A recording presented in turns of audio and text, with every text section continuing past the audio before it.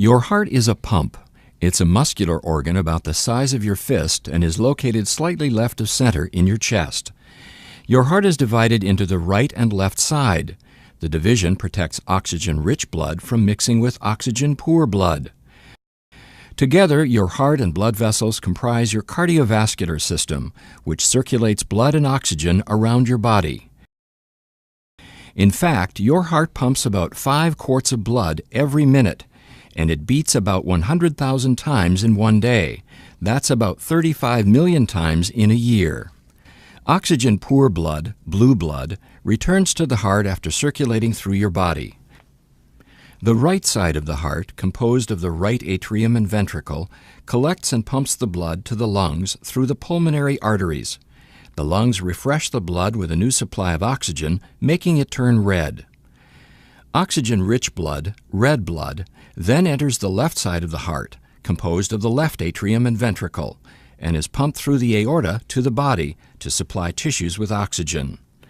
4 valves within your heart keep your blood moving the right way.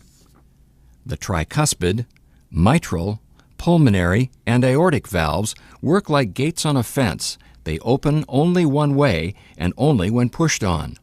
Each valve opens and closes once per heartbeat, or about once every second. A beating heart contracts and relaxes. Contraction is called systole, and relaxing is called diastole. During systole, your ventricles contract, forcing blood into the vessels going to your lungs and body, much like ketchup being forced out of a squeeze bottle. The right ventricle contracts a little bit before the left ventricle does. Your ventricles then relax during diastole and are filled with blood coming from the upper chambers, the left and right atria. Then the cycle starts over again. Your heart is nourished by blood too. Blood vessels called coronary arteries extend over the surface of your heart and branch into smaller capillaries.